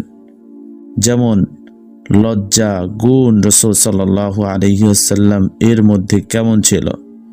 হযরত আবু সাঈদ খুদরি রাদিয়াল্লাহু তাআলা আনহু সে সম্বন্ধে বলেছেন, কানা আশাদ্দা হায়াআম মিনাল আযরাই ফি খিদরিহা, অর্থাৎ একটা কুমারী মেয়ে ঘরের মধ্যে যতটা লজ্জা নিয়ে জড়সড় হয়ে বসে থাকে, রাসূল সাল্লাল্লাহু আলাইহি ওয়াসাল্লামের প্রত্যেকটা আচার আচরণের মধ্যে তার চেয়েও বেশি লজ্জা ফুটে উঠত। চরিত্রের ক্ষেত্রে লজ্জার অনেক গুরুত্ব, কারণ লজ্জা না থাকলে মানুষ সব নির্লজ্জ কাজই অবলীলায় করে যেতে পারে। তাই তো হাদিসে বলা হয়েছে, ইন্না মিম্মা আদরাকান নাসু মিন কালামিন নুবুওয়াতিল উলা ইযা লাম তাস্তাহি ফাসনা মা শি'তা, অর্থাৎ পূর্ববর্তী নবীদের যেসব কথা মানুষ জানতে পেরেছে তার মধ্যে একটা হলো, যখন তোমার লজ্জা থাকবে না তখন যাহা ইচ্ছা তা করতে পারো। এখানে বোঝানো হয়েছে লজ্জা না থাকলে সব কাজই অবলীলায় করা যায়, চাই তা যত খারাপ কাজই হোক না কেন। এক হাদিসে রাসূল সাল্লাল্লাহু আলাইহি ওয়াসাল্লাম বলেছেন, আল ঈমানু বিদউন ওয়া সাবউনা শু'বাতান আফদালুহা ক্বাউলু লা ইলাহা ইল্লাল্লাহু ওয়া আদনাহা ইমাতাতুল আযা আনিত তরিক ওয়াল হায়াউ শু'বাতুম মিনাল ঈমান, অর্থাৎ ঈমানের ৭৭-এর মতো শাখা আছে। এর মধ্যে সর্বোত্তম এবং সর্বশ্রেষ্ঠ শাখা হলো লা ইলাহা ইল্লাল্লাহ বলা, আর সবচেয়ে নিম্নতম শাখা হলো রাস্তা থেকে কষ্টদায়ক জিনিস দূরে সরিয়ে ফেলা। যেমন হেঁটে যাচ্ছি, দেখলাম একটা ইটের টুকরো পড়ে আছে, আরেক ভাই এটায় হোঁচট খেয়ে পড়ে যেতে পারে, অতএব এটা একটা কষ্টদায়ক জিনিস, তাই এটা আমি সরিয়ে ফেললাম। এরূপ করাটাও ঈমানের একটা শাখা, অর্থাৎ এটা করা ঈমানের পরিচয়। এটা যদি আমি করি তাহলে প্রকাশ পাবে যে আমি একজন মুমিন, নতুবা আমি মুমিন তার পরিচয় পাওয়া গেল না। একজন মুমিন সে জানছে যে এই বস্তু দ্বারা মানুষ কষ্ট পেতে পারে, তারপরেও সে সেটা দূর করল না। একজন মুমিনের দ্বারা তো এমন হতে পারে না, তাই এটাকেও ঈমানের শাখা বলা হয়েছে। এরপর রাসূল সাল্লাল্লাহু আলাইহি ওয়াসাল্লাম বলেছেন, ওয়াল হায়াউ শু'বাতুম মিনাল ঈমান, লজ্জা হচ্ছে ঈমানের বড় একটা শাখা। এই কথা বলে লজ্জা গুণের গুরুত্ব বোঝানো হয়েছে। একজন মুমিনের জীবনের লজ্জা একটা গুরুত্বপূর্ণ বিষয়। যদি কোনো মানুষের মধ্যে লজ্জা না থাকে তাহলে সে বহু রকম অপরাধে জড়িয়ে পড়তে পারে। পুরুষের সাথে পুরুষের যদি লজ্জা না থাকে তাহলে সে বেয়াদব হয়ে যাবে, কাউকে কিছু বলতে তার শরম বোধ থাকবে না, এভাবে সে বেয়াদব হয়ে যাবে। মহিলাদের সাথে যদি শরম রক্ষা করা না হয় তাহলে আস্তে আস্তে অপকর্মে লিপ্ত হয়ে যাবে। যা হোক, প্রত্যেকটা আচরণের মধ্যে রাসূল সাল্লাল্লাহু আলাইহি ওয়াসাল্লামের লজ্জা কেমন ছিল তা বলা হচ্ছিল। কথার মধ্যে রাসূল সাল্লাল্লাহু আলাইহি ওয়াসাল্লামের কেমন লজ্জা ছিল সে সম্বন্ধে হাদিসে বলা হয়েছে, যখন তিনি কারো সাথে কথা বলতেন তার চেহারার দিকে তাকিয়ে মাথা উঁচু করে কথা বলতেন না। এখান থেকেই লজ্জা শুরু, আসতে থাকবে। মাথা উঁচু করে মহিলাদের সাথে কথা বলা হলে তার চেহারা দেখা হবে, চেহারা দেখলে মনের মধ্যে একটা আকর্ষণ বোধ সৃষ্টি হবে, তারপর আস্তে আস্তে রসের কথা শুরু হবে, শেষ পর্যন্ত আগে বাড়তে বাড়তে চূড়ান্ত অপকর্মে লিপ্ত হবে। দেখা গেল মাথা উঁচু করা এবং চেহারা দেখা দেখেই শুরু হয় পাপ। এমনইভাবে প্রত্যেকটা পাপের একটা শুরু আছে। ওই পাপ যেমন নিষিদ্ধ তার শুরুর পদক্ষেপগুলিও নিষিদ্ধ। বেগানা মহিলাদের দিকে দৃষ্টি দেওয়াও নিষিদ্ধ, কারণ এখান থেকেই নারী ঘটিত পাপের সূচনা হয়। এখান থেকেই নারীর ইজ্জত সম্ভ্রম নষ্টের সূচনা হয়। তাই বলা হয়, পর্দা ব্যবস্থায় নারীর ইজ্জত রক্ষার সর্বপ্রথম এবং সর্বশ্রেষ্ঠ পদ্ধতি। নারী পর্দায় থাকবে না, বেপর্দায় চলাফেরা করবে, তাহলে পরপুরুষের সাথে দেখাশোনা হবে, এরপর একটু কথাবার্তা হবে, তারপর অনেক কিছু হবে। যাই হোক, রসুল সাল্লাল্লাহু আলাইহি ওয়াসাল্লামের লজ্জার কথা আলোচনা করেছিলাম, যে রসুল সাল্লাল্লাহু আলাইহি ওয়াসাল্লাম যখন কথা বলতেন লজ্জা এবং বিনয়বশত কারো দিকে মাথা তুলেও তাকাতেন না। এ হলো রসুল সাল্লাল্লাহু আলাইহি ওয়াসাল্লামের চরিত্র। আমাদের নবীর চরিত্র। লজ্জা না থাকলে কারো চরিত্র উত্তম হতে পারে না। যার লজ্জা নেই সে আদর্শ পুরুষ হতে পারে না। আমার আশ্চর্য লাগে হিন্দু ধর্মের প্রতি, তাদের আদর্শ পুরুষদের সম্পর্ক যে সব লজ্জাহীনতার কাহিনী বর্ণিত আছে, তা সত্ত্বেও কিতাবে তাদেরকে তারা ধর্মীয় আদর্শ ব্যক্তি হিসাবে গ্রহণ করে। তাদের ধর্মীয় পুরুষদের কথা বাদ দিলাম, স্বয়ং তাদের প্রধান প্রধান দেবতার সম্পর্কে যা বর্ণিত আছে তাও এত অশালীন যে বর্ণনা করতেও শরম লাগে। বোঝার জন্য সামান্য একটু উল্লেখ করতে হয়। হিন্দু ধর্ম মতে শ্রেষ্ঠ দেবতা বা শ্রেষ্ঠ ঈশ্বর হলো তিনজন। তার মধ্যে একজন হলো ব্রহ্মা। তারা বলে ইনি হলেন সৃষ্টিকর্তা, তিনি সব কিছু সৃষ্টি করেছেন। আরেকজন হলো বিঞ্চু, যিনি লালন পালন কর্তা। আরেকজন হলো মহাদেব, যিনি সংহার কর্তা। দেখা গেল তাদের প্রত্যেক দেবতার ক্ষমতা সীমিত। এক একজন এক এক ডিপার্টমেন্টে কাজ করতে পারেন, অন্য ডিপার্টমেন্টে পারে না। কিন্তু আমাদের খোদা একাই সব ক্ষমতার অধিকারী। সব কিছুর সৃষ্টিকর্তাও তিনি একা, সব কিছুর পালনকর্তাও তিনি একা। দুনিয়ার ভালো মন্দ সব কিছুই তার হাতে। হিন্দুরা যেমন মনে করে যে ভালো বা সুর দেবতা হলো লক্ষ্মী আর খারাপ বা কুরো দেবতা হলো শনি, এভাবে ভালো আর মন্দের খোদায়িত্বকে ভাগ করে দেওয়া হয়েছে। আমাদের কাছে এরকম কোনো ভাগ নেই, সবই এক আল্লাহ করেন। যা হোক, হিন্দুদের এই যে শ্রেষ্ঠ তিনজন দেবতা ব্রহ্মা, বিষ্ণু ও মহাদেব, এদের সম্পর্কে হিন্দু ধর্মগ্রন্থেই আছে যে মহাদেব তার ঋষি পন্থীদের সাথে ব্যভিচার করত। একবার ঋষিরা মিলে অভিশাপ দিয়েছিল, ফলে তার লিঙ্গ খসে পড়ে। এখন হিন্দুদের বিধবা নারীরা সেই লিঙ্গের পূজা করে। বিষ্ণু, যিনি লালন পালন কর্তা, তিনি তার এক ঋষি শঙ্কচূড়ের স্ত্রী তুলসীর সাথে ব্যভিচার করলে তুলসীর অভিশাপে তিনি পাথরে পরিণত হন। বিষ্ণু পাথরে পরিণত হওয়ার পর দেবতার ভয়ে তুলসী দেবী গাছ হয়ে ওই শিলার কাছে দাঁড়িয়ে থাকেন। শালিগ্রাম নামক স্থানে এই ঘটনা ঘটেছিল, এজন্য ওই পাথরের নাম হয়েছে শালগ্রাম শিলা। এখন হিন্দুরা ওই শালিগ্রামের পাথর এনে পূজা করে আর মনে করে এটাই হলো বিষ্ণুকে পূজা করা। আর যে মেয়ে লোকটির সাথে অপকর্ম করেছিল তার নাম ছিল তুলসী। তাই ওই স্মৃতিকে স্মরণীয় করে রাখার জন্য ভগবান বিষ্ণুর পূজা করার সময় ওই শিলার সাথে তুলসী গাছের পাতা সংযুক্ত করে নেয়। কি সব অশ্লীল কাহিনী! এতদ সত্ত্বেও এরা এদেরকে ভগবান বলে ভক্তি করে। অবশ্য ওরা একটা সুন্দর যুক্তি বের করে নিয়েছে। ওরা বলে এগুলো অশ্লীলতা নয়, এগুলা হলো দেবতার লীলা খেলা। কিন্তু বিবেকবান ব্যক্তিরা কি এই যুক্তি মেনে নেবে? এটা লীলা খেলা না যৌন খেলা? এই লীলা খেলা আর যৌন খেলার মধ্যে কি পার্থক্য? এরকম যৌন খেলাকে যদি লীলা খেলা বলে বৈধ করা হয়, তাহলে যত নারী অপহরণ, নারীর সাথে ব্যভিচার, অপকর্ম সবই তো বৈধ হয়ে যাবে। বলা হবে এগুলো তো সব লীলা খেলা। এ হলো দেবতাদের আদর্শ চর্চা। যা হোক, রাসূল সাল্লাল্লাহু আলাইহি ওয়াসাল্লামের লজ্জা গুণ সম্পর্কে আমরা আলোচনা করেছিলাম। তিনি আমাদের আদর্শ পুরুষ, তার মধ্যে কেমন লজ্জা ছিল তা বর্ণনা করেছিলাম। রাসূল সাল্লাল্লাহু আলাইহি ওয়াসাল্লামের মধ্যে বিনয় গুণ কেমন ছিল তার বিস্তারিত বর্ণনা হাদিস এবং সিরাতের কিতাবে রয়েছে। তার কথাবার্তার মধ্যে বিনয় ছিল, চলাফেরার মধ্যে বিনয় ছিল, ওঠা বসার মধ্যে বিনয় ছিল, প্রত্যেকটা পদে পদে তার ভিতরে বিনয় ছিল। এই বিনয় গুণ এত বড় যে রাসূল সাল্লাল্লাহু আলাইহি ওয়াসাল্লাম বলেছেন, মান তাওয়াদা লিল্লাহি রাফাউল্লাহ। বিনয় গুণ যে গ্রহণ করবে আল্লাহ তাকে উঁচু করে দিবেন। সে বিনয় থাকবে, সে নিজেকে ছোট মনে করবে, কিন্তু আল্লাহ তাকে বড় করে দিবেন, আল্লাহ তার মর্যাদা বৃদ্ধি করে দিবেন।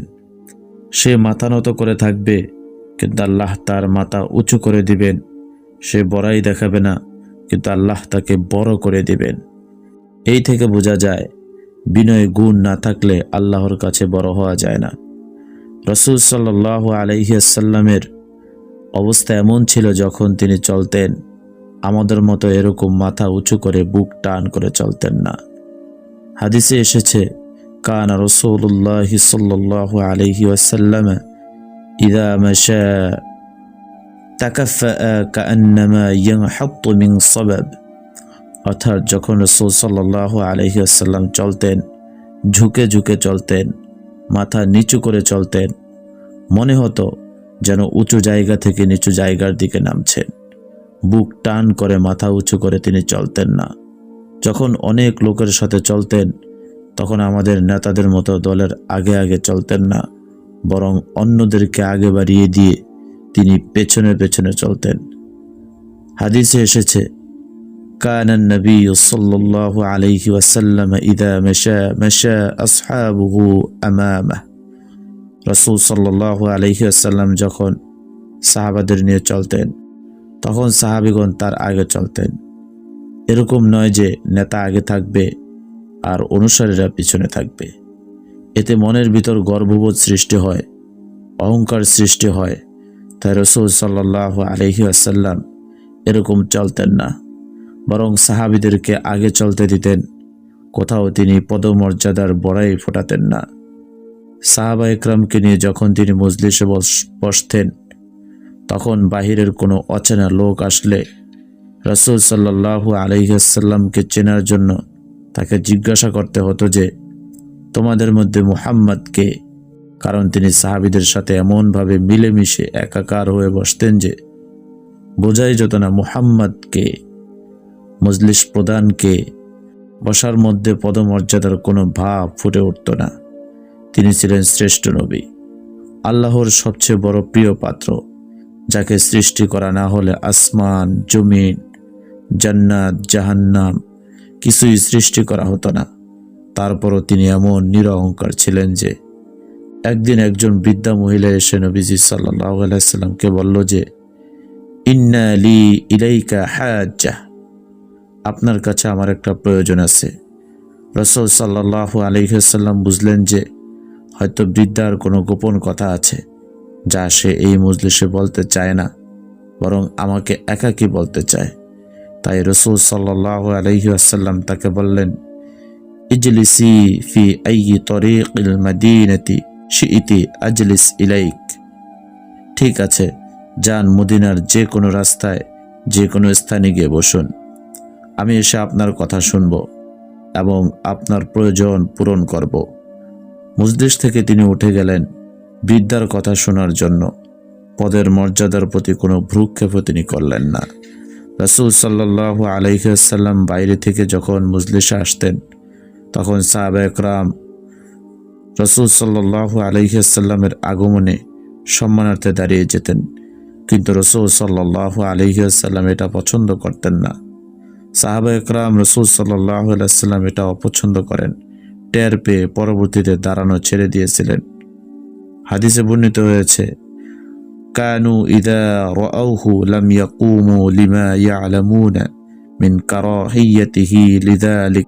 অর্থাৎ সাহাবায়ে কেরাম রাসূল সাল্লাল্লাহু আলাইহি ওয়াসাল্লামকে দেখলে দাঁড়াতেন না, কারণ এই দাঁড়ানোটাকে রাসূল সাল্লাল্লাহু আলাইহি ওয়াসাল্লাম অপছন্দ করেন, এটা তারা বুঝতে পেরেছিলেন।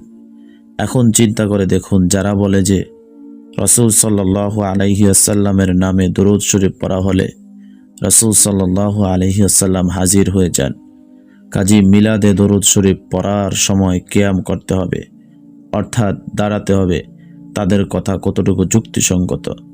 যদি মেনেও নেওয়া হয় যে দরুদ পড়া হলে রাসূল সাল্লাল্লাহু আলাইহি ওয়াসাল্লাম হাজির হয়ে যান, তবুও না দাঁড়ানো উচিত।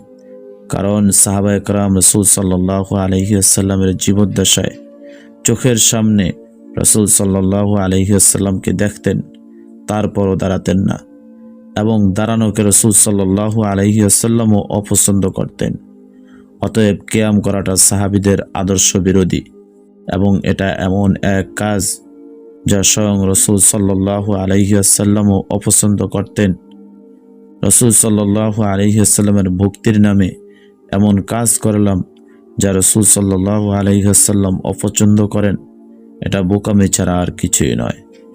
এত বললাম, যদি মেনে নেওয়া হয় যে দরুদ পড়লে রাসূল সাল্লাল্লাহু আলাইহি ওয়াসাল্লাম হাজির হয়ে যান, তবুও না দাঁড়ানো উচিত। আর আসল কথা হলো, রাসূল সাল্লাল্লাহু আলাইহি ওয়াসাল্লামের নামে দরুদ সালাম পড়া হলে রাসূল সাল্লাল্লাহু আলাইহি ওয়াসাল্লাম মজলিসে হাজির হন না। ইমাম নাসাই হাদিস বয়ান করেছেন যে রাসূল সাল্লাল্লাহু আলাইহি ওয়াসাল্লাম বলেছেন, ইন্না লিল্লাহি মালাইকাতান সাইয়াহিনা ইউবাল্লিগুনি মিন উম্মতিস সালাম। অর্থাৎ আল্লাহ কর্তৃক একদল ফেরেশতা নিযুক্ত আছেন যারা সারা পৃথিবীতে পরিভ্রমণ করেন। আমার উম্মতের মধ্যে কেউ আমার উপর দরুদ সালাম প্রেরণ করলে তারা ওই দরুদ সালাম আমার কাছে পৌঁছে দেন। এই হাদিসে পরিষ্কারভাবে বলা হয়েছে, রাসূল সাল্লাল্লাহু আলাইহি ওয়াসাল্লাম দরুদ সালাম প্রেরণকারীর নিকট হাজির হন না, বরং দরুদ সালাম তার কাছে পৌঁছে দেয়া হয়। যা হোক, যা বলছিলাম, রাসূল সাল্লাল্লাহু আলাইহি ওয়াসাল্লাম তার পদের অহমিকা, পদমর্যাদার বড়াই কোথাও রক্ষা করতেন না। সফরে গিয়েছেন, রান্না বান্নার প্রয়োজন হয়েছে, কেউ রান্না করেছেন, কেউ জানোয়ারকে খাওয়ানোর কাজ করেছেন। রাসূল সাল্লাল্লাহু আলাইহি ওয়াসাল্লাম জ্বালানি কাঠ সংগ্রহ করার জন্য বের হয়েছেন, কোনো বরত্ব ভাব তার মধ্যে দেখা যায়নি। কথার ভিতরে, চলার ভিতরে, বসার ভিতরে, প্রত্যেকটা পদে পদে, প্রত্যেকটা ক্ষেত্রে তার মধ্যে বিনয় ছিল। এই বিনয়কে আরবিতে বলা হয় তাওয়াজু। এর বিপরীত হলো তাকাব্বুর বা অহংকার। অহংকার না থাকার নাম হলো বিনয়ী। অহংকার এমন একটা মনের ভাব যে আমার ধন সম্পদ, আমার রূপ গুণ, আমার সুনাম সুখ্যাতি, এসব কিছুই আমার কৃতিত্ব, এগুলো যে আল্লাহর দান, একথা মনে না রাখা, বরং মনে করা যে এগুলো আমারই কৃতিত্ব, তাই এগুলোর জন্য নিজেকে বড় মনে করা এবং অন্যকে তুচ্ছ মনে করা, ছোট মনে করা। অহংকার মনের ভিতরে আসলে অঙ্গ প্রত্যঙ্গের ভিতরও তার ভাব ফুটে উঠতে পারে। তখন হাঁটতে গেলে এমন ভাব ফুটে উঠবে যে আমি একজন বিরাট বিল্ডিংয়ের মালিক, আমি একজন কোটিপতি। আর একজনের সাথে কথা বলতে গেলেও এই ভাবটা ফুটে উঠবে। অঙ্গভঙ্গির ভিতরেও এই ভাব ফুটে উঠবে। অহংকার দূর করতে হলে এই মনে করতে হবে যে আমার জ্ঞান বুদ্ধি, আমার ধন সম্পদ, আমার মান সম্মান, আমার রূপ লাবণ্য, আমার সুনাম সুখ্যাতি, এসব কিছু তো আল্লাহরই দান। আমার বাহুবলে আমি এসব অর্জন করতে পারিনি। এই কৃতজ্ঞতা বোধ যার মধ্যে থাকে তার মধ্যে অহংকার আসে না। অহংকার আল্লাহর সাথে চরম নাশুকরি। অহংকার তাই হারাম। অহংকারের মধ্যে আমিত্ববোধ থাকে। এই আমিত্ববোধ বিসর্জন দেয়াই হলো তাওয়াজু বা বিনয়। বান্দার মধ্যে কোনো আমিত্ববোধ থাকতে পারবে না। যা কিছু আমার কাছে আছে, যা আমার আছে, সব আল্লাহরই দান। এই চিন্তা করলে মানুষের ভিতর তাওয়াজু গুণ আসবে। যত গুণ বাড়বে, যত কৃতিত্ব বাড়বে, তত বেশি তার মধ্যে বিনয় বাড়তে থাকবে, তত বেশি তার মাথা নত হতে থাকবে। শেখ সাদি বলেছেন, বুদ্ধিমান যে সে তাওয়াজু করে। গাছের ডালে ফল ধরলে যেমন সে ডাল মাটির দিকে ঝুঁকে যায়, তাওয়াজু অর্থই হলো আল্লাহর নিয়ামতকে আল্লাহর দান মনে করে নত থাকা, নিজের কৃতিত্ব মনে করে বড়াই না দেখানো। অতএব তাওয়াজু বা বিনয়ের নামে আল্লাহর কোনো দানকে অস্বীকার করা যাবে না। এমন কোনো ভাবও দেখানো যাবে না যাতে আল্লাহর নেয়ামতকে অস্বীকার করা বোঝায়। যেমন আল্লাহ পাক টাকা পয়সা দিয়েছেন, এখন যদি আমি বলি আমি গরিব মানুষ, আমার কিছুই নেই, এবং ভাব দেখাই যেন আসলেই কিছুই নেই, তাহলে এটা বিনয় হবে না, বরং এটা হবে আল্লাহর নিয়ামতকে অস্বীকার করা। কিংবা আল্লাহ আমাকে টাকা পয়সা দিয়েছেন, কিন্তু আমি পোশাক পরিচ্ছেদে চাল চলনে ফকিরের বাচ্চার মতো চললাম, তাহলে এটাও বিনয় হবে না, বরং এটাও হবে আল্লাহর নিয়ামতকে এক প্রকার অস্বীকার করা। একজন লোক রাসূল সাল্লাল্লাহু আলাইহি ওয়াসাল্লামের কাছে এসেছিলেন। তার পরনে ছিল ছেঁড়া ফাটা কাপড়। রাসূল সাল্লাল্লাহু আলাইহি ওয়াসাল্লাম জিজ্ঞাসা করলেন, তোমার এই অবস্থা কেন? তোমার টাকা পয়সা নেই? সে বলল, জি আছে। রাসূল সাল্লাল্লাহু আলাইহি ওয়াসাল্লাম বললেন, তাহলে আল্লাহর নিয়ামত প্রকাশ পাওয়া উচিত। অর্থাৎ আল্লাহ নিয়ামত দিয়েছেন, পোশাক পরিচ্ছেদের মধ্যে সেটার প্রকাশ ঘটা উচিত। তবে কারো যদি এই নিয়ত থাকে যে ভালো পোশাক পরলে অহংকার বোধ এসে যেতে পারে, আর এই অহংকার রোগের চিকিৎসা করার জন্য সে নিম্নমানের পোশাক পরিধান করে, তাহলে সে অবস্থায় ধনী হওয়া সত্ত্বেও নিম্নমানের বা ছেঁড়া ফাটা পোশাক পরিধান করা খারাপ নয়, বরং ভালো। দেখা গেল একই জিনিস ভালো নিয়তের কারণে ভালো হয়ে যায়, আবার খারাপ নিয়তের কারণে খারাপও হয়ে যায়। যেমন ধরুন, দান সদকা করা, গরিব মিসকিনদেরকে সাহায্য করা, এই ক্ষেত্রে নিয়ত যদি ভালো থাকে তাহলে এটা ভালো। যেমন এই নিয়তে দান সদকা করলো যে আল্লাহ সম্পদ দিয়েছেন, আমি আল্লাহর সম্পদের হক আদায় করেছি। গরিবকে সাহায্য করতে আল্লাহ হুকুম দিয়েছেন, আমি সেই হুকুম পালন করছি, এতে আমি সওয়াব পাবো। এরকম নিয়ত থাকলে এটা ভালো কাজ হয়ে যাবে। এর বিপরীত কেউ যদি ফুটানির জন্য দান করে, তার মধ্যে যদি এই নিয়ত থাকে যে মানুষে দেখুক, তাহলে মানুষ আমাকে দানশীল বলবে, কিংবা ওদেরকে দিলে ওরা আমার অনুগত হয়ে থাকবে, কিংবা ওদেরকে দিলে ইলেকশনের সময় কাজে লাগবে, এই সব গলত নিয়তে কেউ যদি টাকা পয়সা ব্যয় করে তাহলে সেটা খারাপ হয়ে যাবে। দেখা গেল একটা জিনিসে ভালো নিয়ত থাকলে সেটা ভালো হয়, আবার খারাপ নিয়ত থাকলে সেটা খারাপ হয়ে যায়।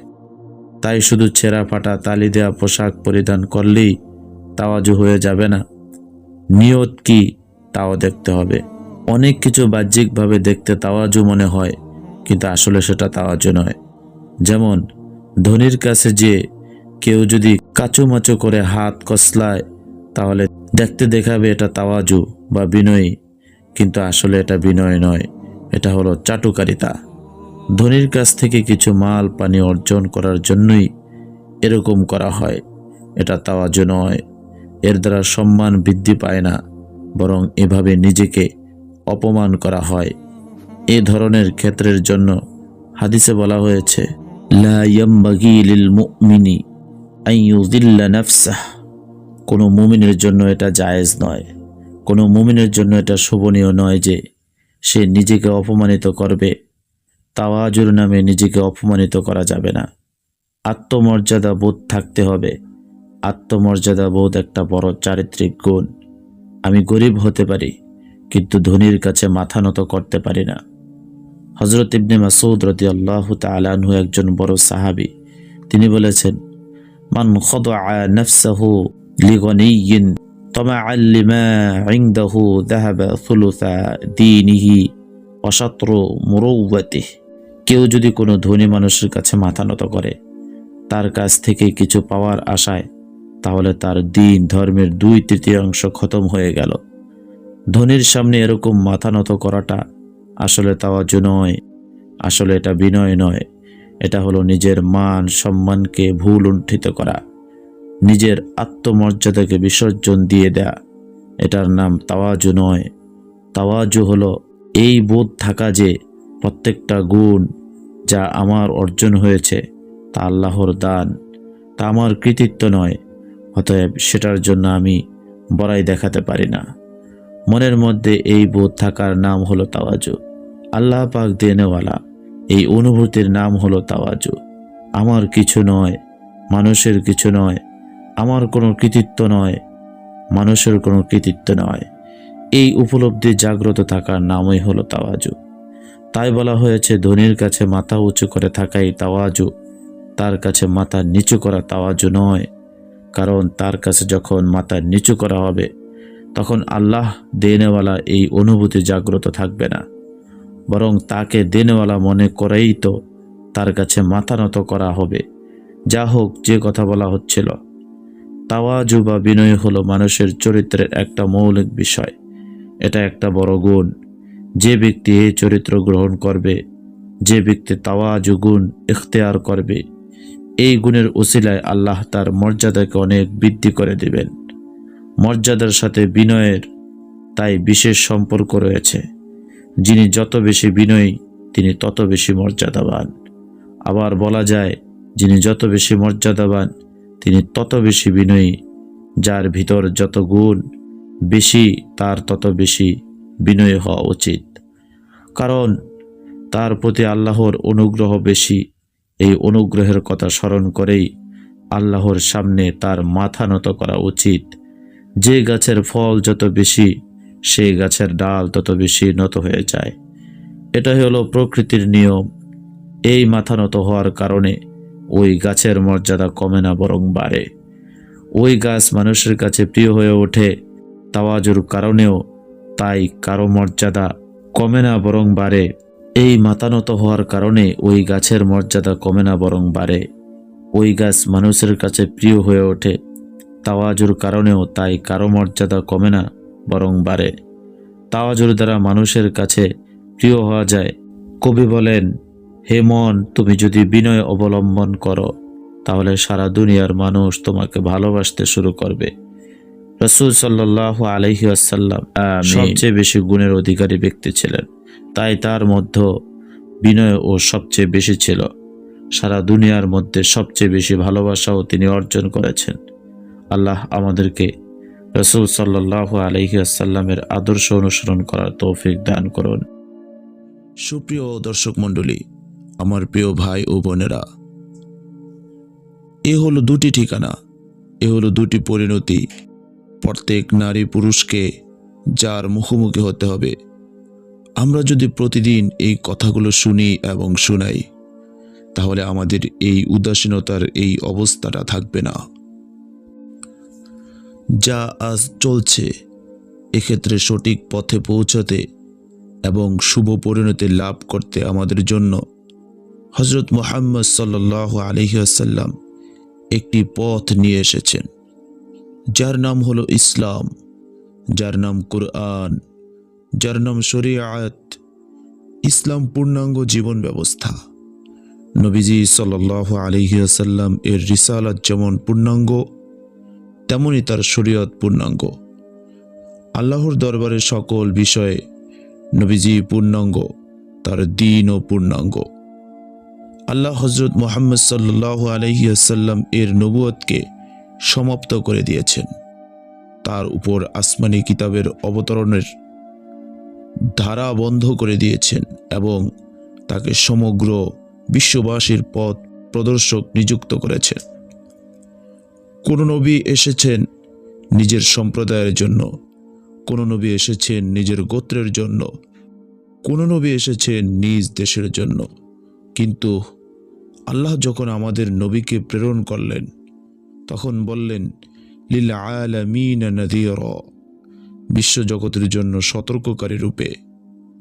সূরা ফুরকান আয়াত নম্বর 1। তুমি সমগ্র বিশ্বজগতের নবী। আমাদের নবীকে আল্লাহ পাক রহমত বানিয়েছেন, তিনি বিশ্বজগতের জন্য রহমত। আমাদের নবীকে আল্লাহ পাক যখন নবুয়ত দান করলেন, তখন ঘোষণা দিলেন কাফাতাল লিন্নাসি বাশীরান ওয়া নাযীরা, সমস্ত মানুষের জন্য সুসংবাদদাতা ও সতর্ককারী। সূরা সাবা আয়াত নম্বর 28। আল্লাহ পাক আমাদের নবী হযরত মুহাম্মদ সাল্লাল্লাহু আলাইহি ওয়াসাল্লামকে তাওয়াত বিশ্বের সমস্ত মানুষের জন্য সুসংবাদদাতা ও সতর্ককারী রূপে প্রেরণ করেছেন। তিনি শুধু মানুষের নবী নন, জিন জাতির নবী নন, তিনি নবীদেরও নবী। ওয়াইদ সররাফনা ইলাইকা নাফারাম মিনাল জিন্ন, আমি যখন একদল জিনকে আপনার কাছে প্রেরণ করেছি, তিনি শুধু সাধারণ মানুষ আর জিন জাতির নবী নন, তিনি নবীদেরও নবী ছিলেন। আনা নবিয়ুল আম্বিয়া, আমি নবীদের নবী। শুধু নবীদের নবী নন, তিনি জড় পদার্থেরও নবী। পাথর একটি প্রাণহীন পদার্থ, কিন্তু আমাদের নবীজি সাল্লাল্লাহু আলাইহি ওয়াসাল্লাম যখন পাথরের পাশ দিয়ে অতিক্রম করতেন, তখন পাথর বলে উঠত, আসসালামু আলাইকা ইয়া রাসূলুল্লাহ। নিষ্প্রাণ পাথর বুঝে ফেলত ইনি আল্লাহর রসুল। তিনি যখন গাছের পাশ দিয়ে পথ অতিক্রম করতেন, তখন গাছ বলতো, আসসালামু আলাইকা ইয়া রাসূলুল্লাহ। গাছও জেনে ফেলত এই যে যিনি যাচ্ছেন তিনি আল্লাহর রসুল। আল্লাহর রসুল সাল্লাল্লাহু আলাইহি ওয়াসাল্লাম এক স্থানে বিশ্রাম নিচ্ছেন। একটি গাছ দ্রুত গতিতে ছুটে এলো। দেখে সাহাবাগণ বিস্মিত হলেন যে এ কি, গাছটা এখানে কিভাবে এলো? গাছ মাটির বুক চিরে দ্রুত গতিতে ছুটে এলো। নবীজি সাল্লাল্লাহু আলাইহি ওয়াসাল্লাম এর উপর ছায়া দিয়ে দাঁড়িয়ে থাকলো। পরে আবার দ্রুত গতিতে নিজ জায়গায় ফিরে গেলেন। নবীজি সাল্লাল্লাহু আলাইহি ওয়াসাল্লাম চোখ খুললে হযরত আবু হুরায়রা রাদিয়াল্লাহু তাআলা আনহু আরজ করলেন, হে আল্লাহর রাসূল সাল্লাল্লাহু আলাইহি ওয়াসাল্লাম, আজ আমরা বিস্ময়কর একটি ঘটনা দেখলাম। নবীজি সাল্লাল্লাহু আলাইহি ওয়াসাল্লাম জিজ্ঞাসা করলেন, কি দেখেছ?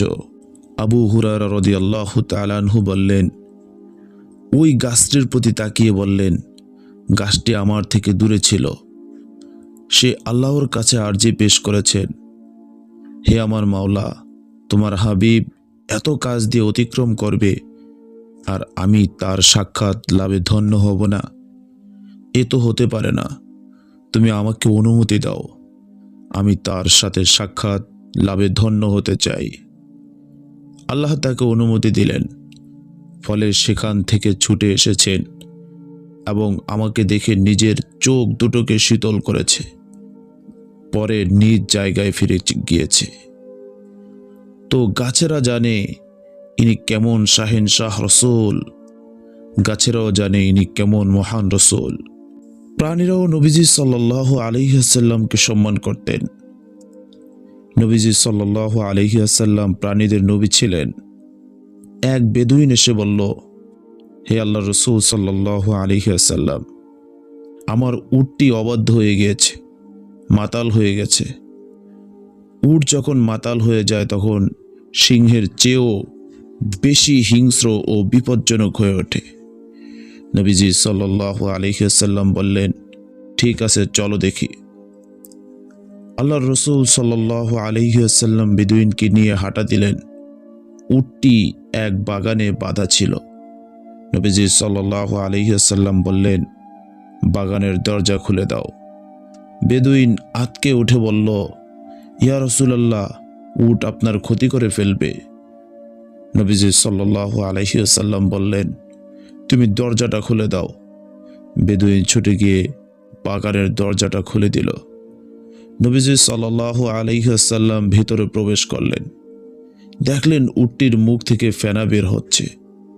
যেই মাত্র নবীজি সাল্লাল্লাহু আলাইহি ওয়াসাল্লামের উপর উটের চোখ পড়ল, সাথে সাথে তীরের মতো সোজা হয়ে এগিয়ে এসে মাথাটা নবীজি সাল্লাল্লাহু আলাইহি ওয়াসাল্লাম এর পায়ের উপর মাথা রেখে দিল। নবীজি সাল্লাল্লাহু আলাইহি ওয়াসাল্লাম উটটিকে রশিতে বাঁধলেন এবং রশির অপর মাথা বেদুইনের হাতে ধরিয়ে দিয়ে বললেন, এখন থেকে মৃত্যু পর্যন্ত এ তোমার অবাধ্য হবে না। সুবহানাল্লাহ। আরেকটি উট দূরে এক স্থানে লাফালাফি করছিল। নবীজি সাল্লাল্লাহু আলাইহি ওয়াসাল্লাম যখন তার কাছে এগিয়ে গেলেন এবং নবীজির উপর তার চোখ পড়ল, তখন সেও দ্রুত গতিতে এগিয়ে এলো এবং নবীজি সাল্লাল্লাহু আলাইহি ওয়াসাল্লাম এর পায়ের উপর লুটিয়ে পড়ল। নবীজি সাল্লাল্লাহু আলাইহি ওয়াসাল্লাম বললেন, রশি আনো। রশি আনা হলো।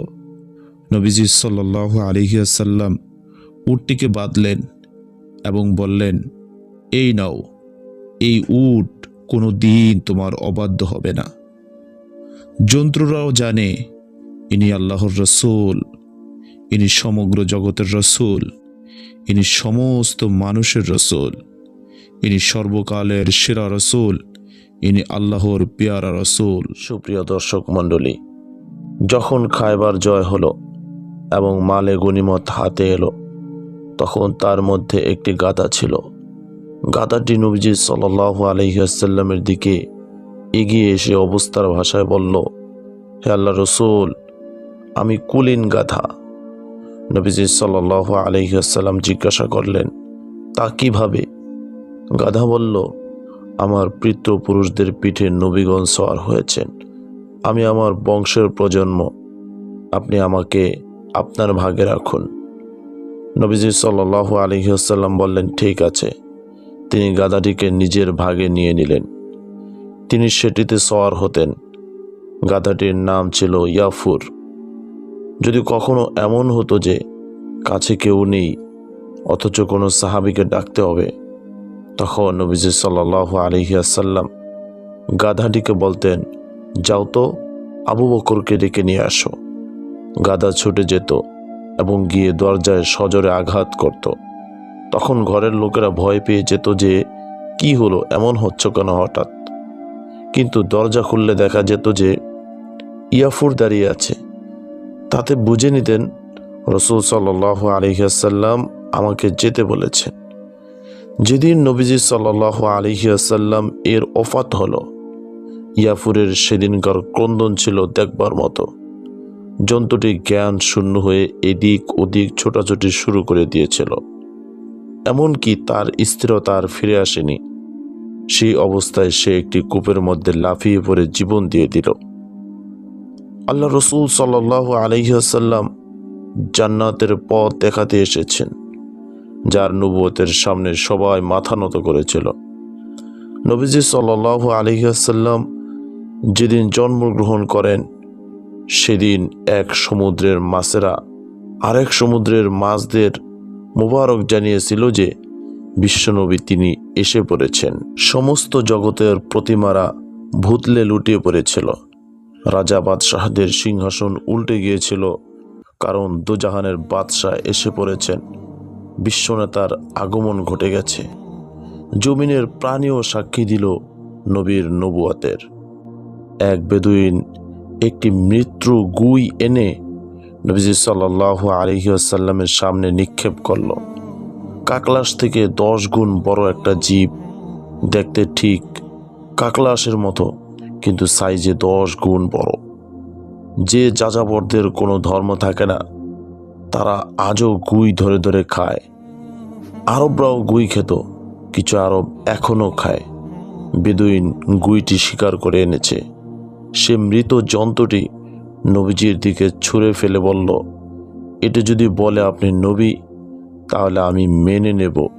বলেই লোকটি দাম্ভিকের মতো দাঁড়িয়ে রইল। তার দৃঢ় বিশ্বাস ছিল প্রাণী তো আর কথা বলতে পারবে না, তাছাড়া এটি মৃত।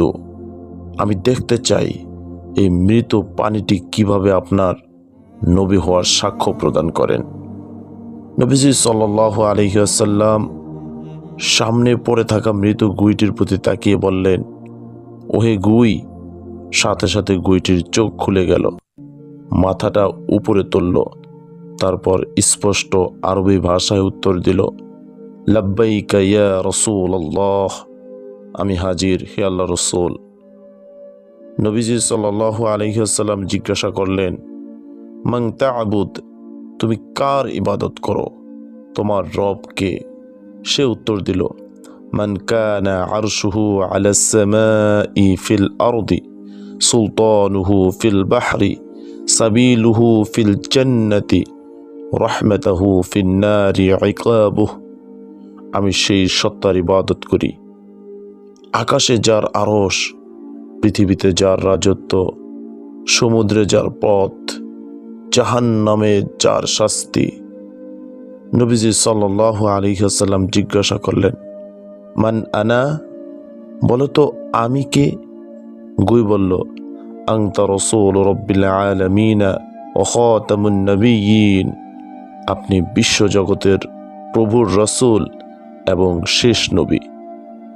قد أفلح من زكاها وقد خاب من دساها, যে আপনাকে সত্য বলে স্বীকার করে নিল সে সফল হলো, আর যে মিথ্যা প্রতিপন্ন করলো সে বিফল হলো।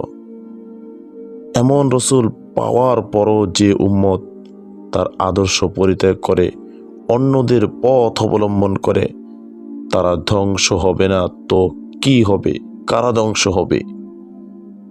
মুলতানে এমন একটি ঘটনা দেখান যেটা আমার নবীর আদর্শ অনুযায়ী সম্পন্ন হয়। এমন একটি পরিবার আমাকে দেখান যেটি আমার নবীর আদর্শ অনুসারে সুন্নতের পরিবর্তে কুসংস্কার ও বিজাতীয় সভ্যতার অনুসরণে চলে না। এই গায়ে হলুদ, এই গান বাজনা, এই আলোকিত সাজ, আরও কত কী রকম সংস্কৃতি, কুসংস্কার, এসব কি নবীর আনুগত্যের দাবি? যদি পুত্র পিতাকে গালি দেয় আর বলে আমি তোমার খুব অনুগত, তাহলে বিষয়টি পাগলামি সাব্যস্ত হবে না? আমরা নবীর অবাধ্য করি আর দাবি করি আমরা নবীর দাসানুদাস, দাবি করি আমরা আশিকে রাসূল। এর নাম কি ইশকে রাসূল? এর নাম কি নবী প্রেম?